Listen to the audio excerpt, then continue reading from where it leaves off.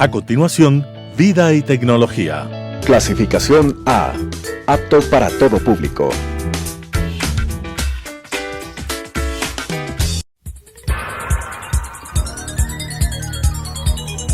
Las opiniones vertidas en este espacio por la producción y dirección del programa son de exclusiva responsabilidad de sus autores y de quienes intervienen en ellos.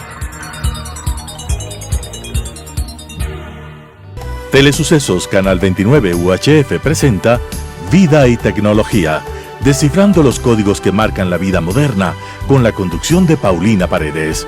Vida y Tecnología. Hola amigos, gracias por estar nuevamente con nosotros en este espacio de Vida y Tecnología. Queremos hablar de pedagogía y de pedagogía con robots. Y para eso tenemos al fundador de Robotic Minds, que es una empresa ecuatoriana que desde el 2015 se está dedicando precisamente a eso, a enseñar robótica a los niños, a los chicos desde temprana edad hasta la adolescencia. Pero bueno, contamos con David Astudillo este día con nosotros. Y David, tienes esa experiencia que entiendo nació por un interés familiar, contigo, con tu esposa y al final con tus hijos. Así es que esa es la razón por la que normalmente las aficiones se van desarrollando. Y creo que es una muy buena experiencia. Primero, de cómo emprender. Y segundo, de cómo apostar en la tecnología dentro de nuestro proceso educativo.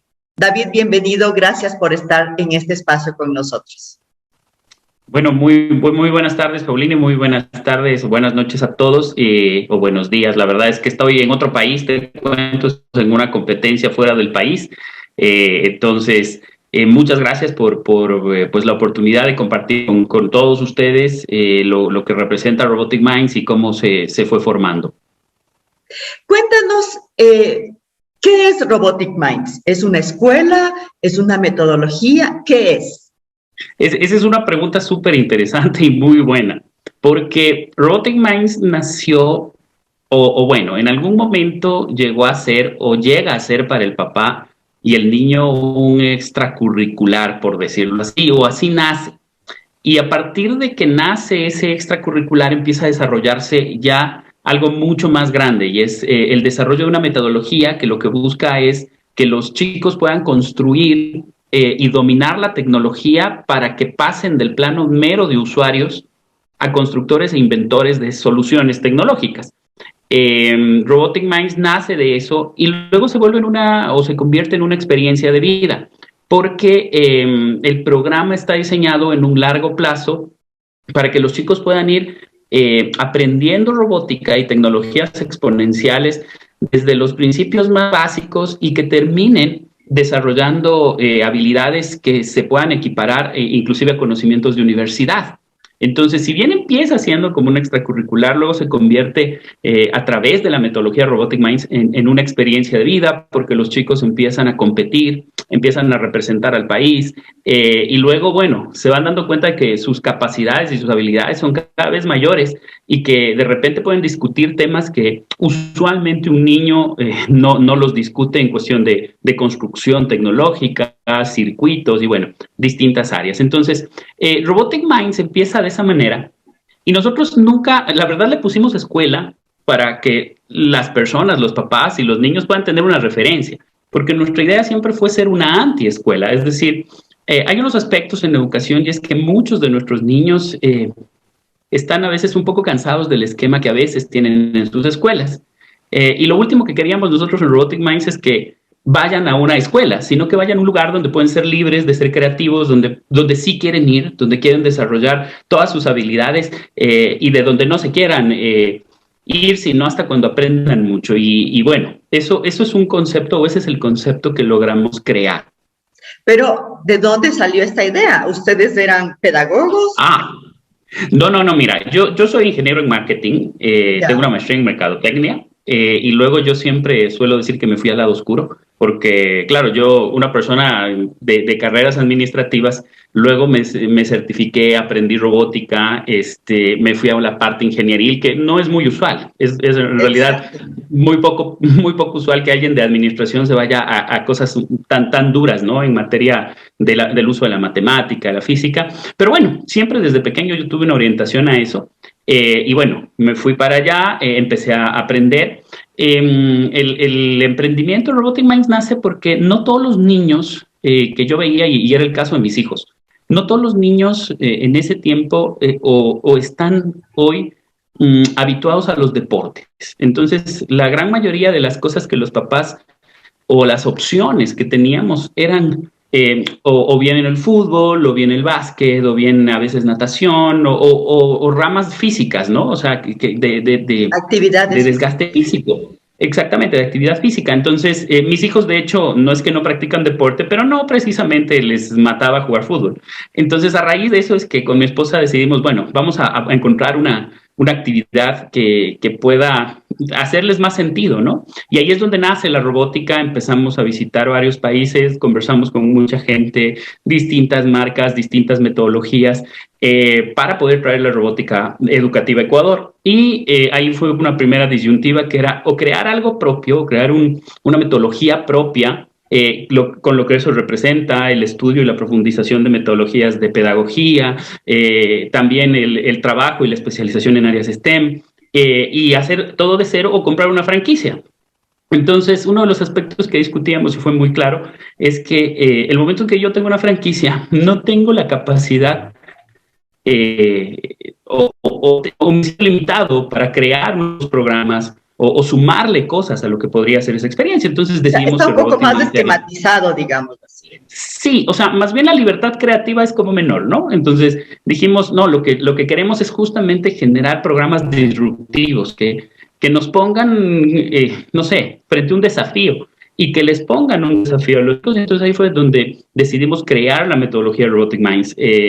Y a partir de la metodología Robotic Minds, con todo el estudio que nos tomó casi 9 meses, pues arrancamos como marca ecuatoriana, como emprendimiento ecuatoriano, y bueno, de ahí, o sea, de ese día 7 años, ¿no? Que ya tiene Robotic Minds ahora.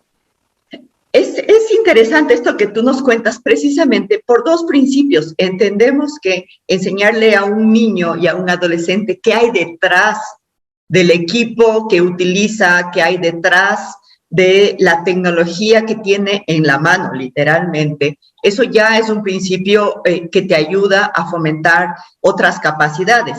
¿Cuáles son esas capacidades que un niño y un adolescente debe tener para empezar a crear robótica? Siempre hablan de la matemática y para muchos de nosotros las matemáticas ha sido como el cuco. Sí, claro. Ahora, siempre que hablemos de eso tenemos que hablar del STEM o del STEAM, ¿no? Que es el desarrollo, son siglas en inglés, el desarrollo de la ciencia, la tecnología, la ingeniería, el arte y la matemática. El arte lo fueron introduciendo recientemente, antes era STEM, que era simplemente ciencia, tecnología, ingeniería y matemáticas, que son las habilidades duras. Es decir, cuando yo tengo un robot en la mano, tengo múltiples ventajas respecto a lo que puede ser el aprendizaje regular. Lo que sucede fundamentalmente es que yo tengo un esquema de ensayo y error. Ese esquema de ensayo y error no lo puedes tener muchas de las veces cuando aprendes matemáticas, porque la pedagogía de matemáticas es casi siempre repetitiva. A nosotros nos enseñaron ley de signos mandándonos a hacer 100 ejercicios de ley de signos.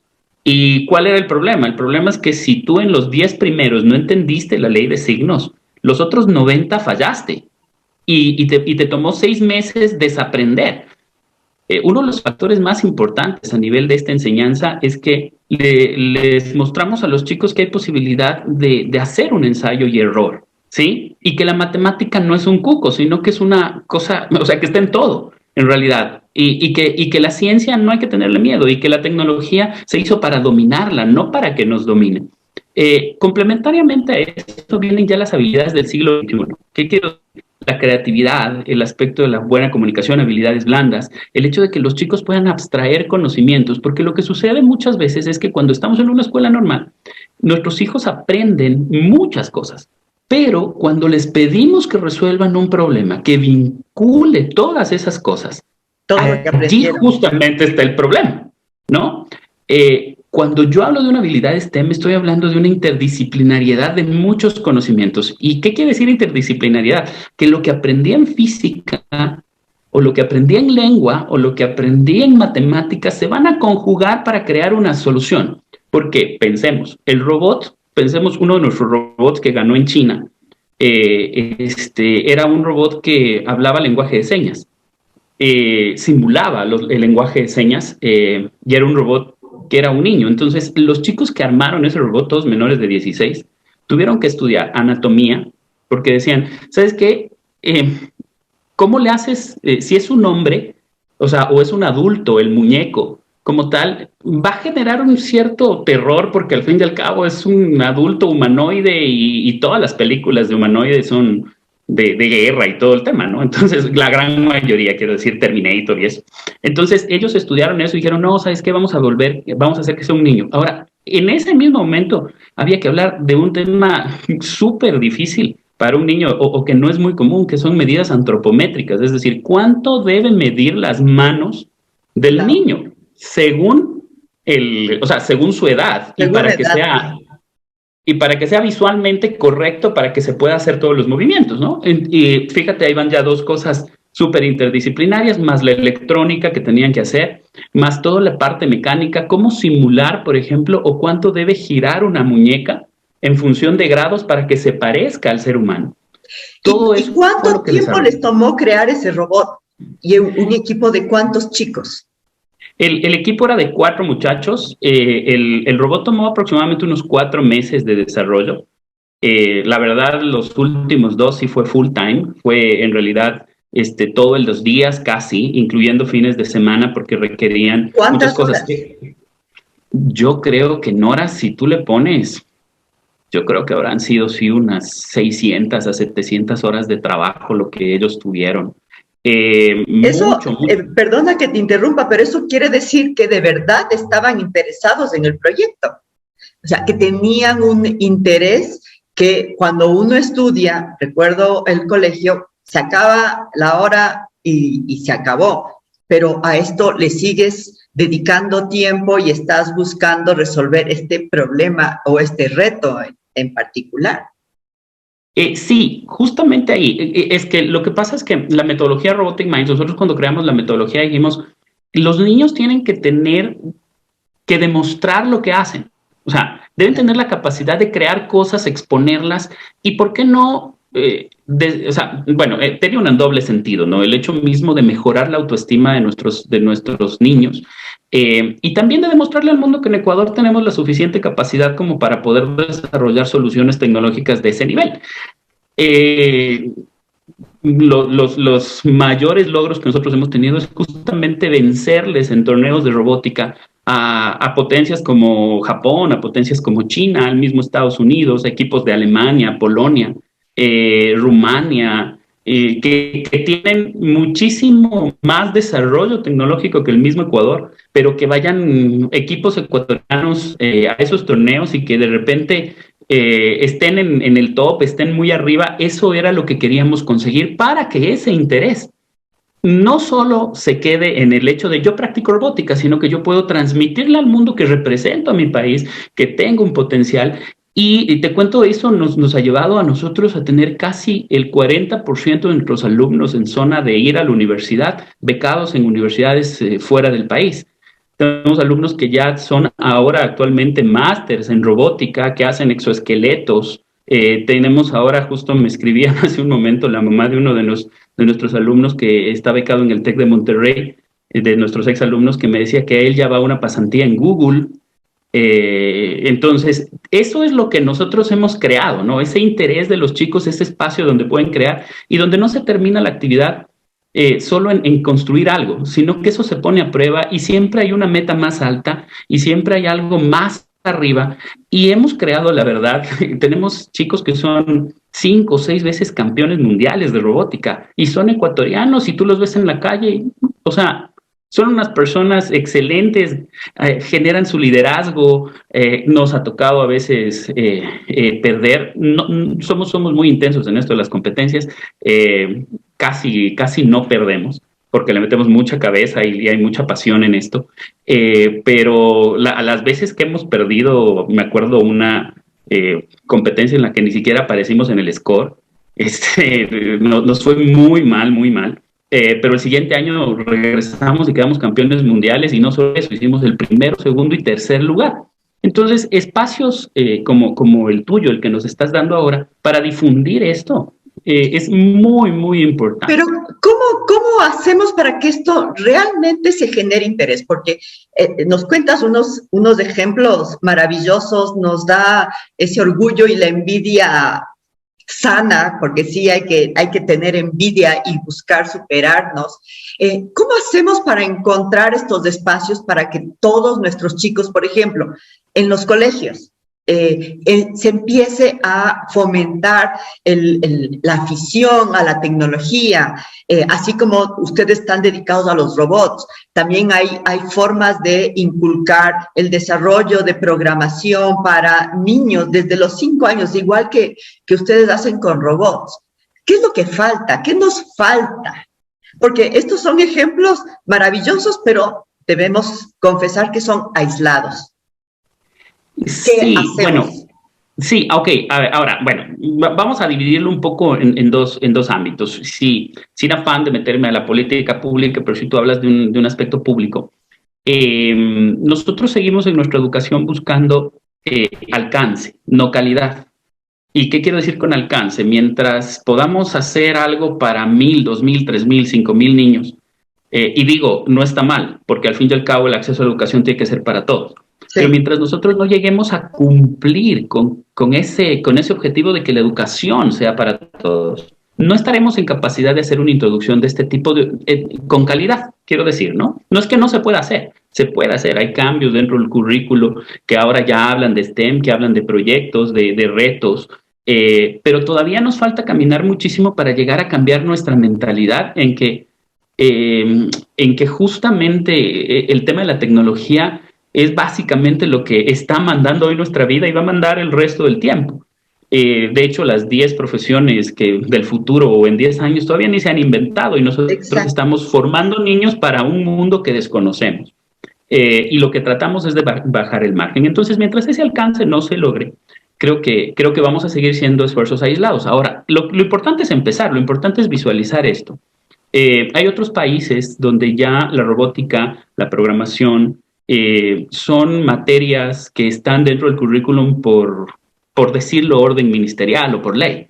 Entre esos está Argentina, entre esos está México, el mismo Chile, ¿no? Entonces tenemos esos países. Ahora hay que ir replicando, pero siempre que dotemos de infraestructura. Entonces hay algunos problemas ya en la parte pública. En la parte privada sí hay instituciones que ya han venido trabajando. De hecho, nosotros tenemos una red de instituciones educativas que vienen trabajando con nosotros. Y bueno, son gente que le apuesta, no son todos, porque obviamente hay distintas orientaciones que son válidas. Hay orientaciones a veces más holísticas hacia lo más humano y me parece excelente. La formación integral debería incluir ambas, ¿no? Debería incluir todo esto. Y sí viene también ya luego una reforma en lo que nosotros pensamos. Nuestra forma y nuestra genética cultural muchas de las veces nos hacen no creer.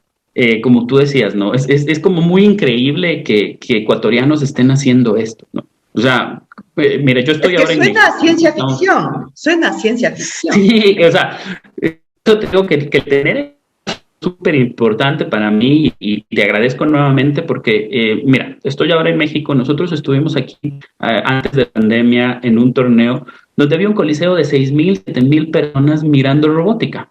Y Ecuador, nuestros equipos, quedaron en primero, segundo y tercer lugar. ¿Tú sabes lo que significa, no sé, dejarle en mute, o sea, muteado prácticamente a un coliseo de 7,000 personas porque ganaste el primero, segundo y tercer lugar? Palabras, o sea, total.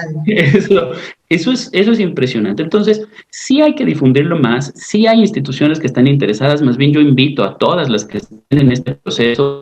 Estamos sonando más. Hace 7 años que empezó Robotic Minds, básicamente hay un antes y un después. Nosotros visualizamos mucho la robótica educativa, visualizamos mucho al país en esto y ahora, ¿qué más importante que hayan más instituciones? La decisión ya en lo privado pasa por la especialización docente, pasa por el tema ya de todo lo que es la decisión de los directivos.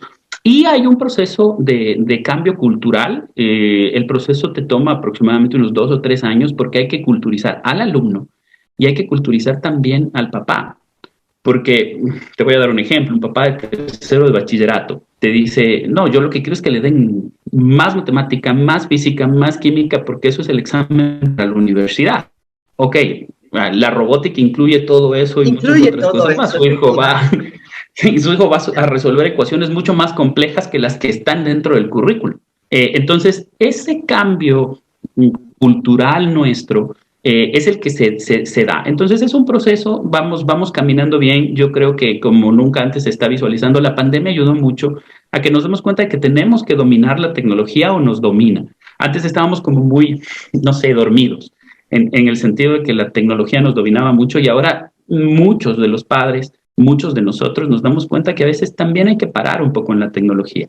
Entonces, el hablar de tecnología y de robótica no significa estar todo el tiempo siendo usuario, ¿no? Eso es importante.